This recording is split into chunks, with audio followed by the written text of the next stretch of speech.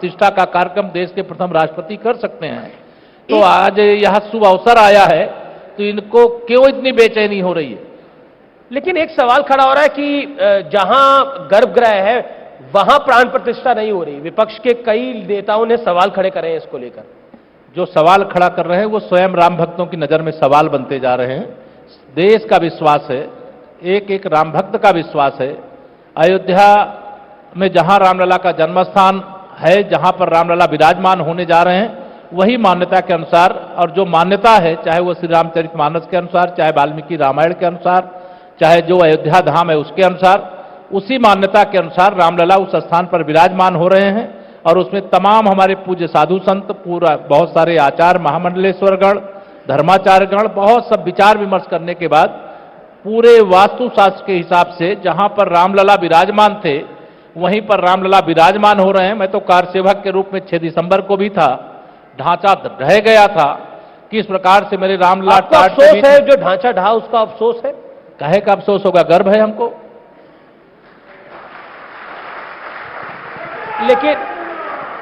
लेकिन कई नेता कहते हैं कि मस्जिद गिराकर मंदिर बनाया गया। वो कलंकित ढांचा था, गुलामी की निशानी थी, और उसको कारसेवकों ने मिटा दिया। इसका हमें गर्व है, और मैं भी एक कारसेवक के रूप में वहां पर था, इसका भी मुझे गर्व है।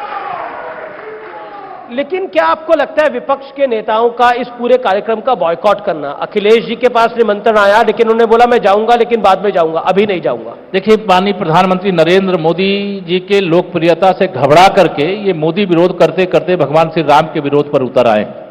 2024 में इनको जमानत बचाना मुश्किल हो जाएगा, क्योंकि आप भाजपा का विरोध कर सकते हो एक दल के नाते, आप सबसे लोकप्रिय नेता का विरोध कर सकते हो क्योंकि वह एक दल की ओर से चुनी गई सरकार के माननीय लोकप्रिय प्रधानमंत्री हैं, लेकिन उनका विरोध करते करते भगवान श्री राम के विरोध पर उतर आओगे तो इसका जवाब राम भक्त भी देंगे, राष्ट्रभक्त भी देंगे।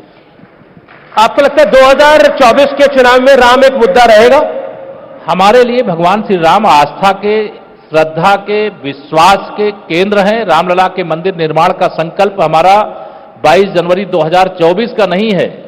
यह हमारा संकल्प हिमाचल प्रदेश में भारतीय जनता पार्टी की राष्ट्रीय कार्य समिति में डंके की चोट से कहा गया था, जहां राम ने जन्म लिया है मंदिर वहीं बनाएंगे, और जो भी करना होगा वह करके दिखाएंगे। और जो हम लोग उस समय नारा लगाते थे, सुगंध राम की खाएं, मंदिर भव्य बनाएंगे, तो यही विरोधी लोग कहते हैं, लेकिन ये तारीख नहीं बताएंगे। 22 जनवरी की तारीख आ गई, प्राण प्रतिष्ठा का निमंत्रण ठुकरा रहे हो, राम भक्त तुमको ठुकरा देंगे। लेकिन कांग्रेस के नेता राहुल गांधी शिवधाम जाएंगे आसाम में, और ममता बनर्जी भी एक मंदिर में जाएंगी। वो कहते हैं कि हम इस कार्यक्रम में नहीं जाएंगे, लेकिन बाकी मंदिरों में जाएंगे। ये भारतीय जनता पार्टी की विचारधारा की जीत है। जो कभी रोजा अवतार की पार्टी छोड़ करके किसी मंदिर में शीश झुकाने नहीं जाते थे, आज उन्हें मंदिर में माथा टेकना पड़ रहा है। यह मेरे लिए गर्व की बात है। एक सवाल कि राम मंदिर को लेकर आपके परम मित्र असाउद्दीन ओवैसी की मैं बात कर रहा हूं, वो कहते हैं कि सत्ता में बैठे लोग, आप जैसे लोग मस्जिदों को ललचाई भरी नजरों से देख रहे हो। अभी तो अयोध्या हो गया, आप काशी मथुरा पे शुरू कर दिए कहानी आप लोगों ने। ये काम तो जब भगवान सोमनाथ जी का मंदिर का जीर्णोद्धार हो रहा था, कांग्रेस उस समय देश में नेतृत्व कर रही थी सरकार का, अयोध्या, मथुरा, काशी तीनों मामला उसी समय एक साथ हल हो जाना चाहिए, या तुष्टीकरण की राजनीति के कारण से 1947 में जो समस्या हल होनी चाहिए वो 2024 में जब देश के प्रधानमंत्री माननीय नरेंद्र मोदी जी बने हैं तब उसका समाधान हो रहा है, तब भव्य मंदिर का निर्माण हो रहा है। भगवान रामलला टाट से अब ठाठ में आ रहे हैं, और जो अभी तक ठाठ में थे अब उनके टाट में जाने का समय आ रहा है। लेकिन पॉलिटिक्स ऑफ राम मंदिर जो है, जो राम मंदिर को लेकर राजनीति है, वो भी कम नहीं है।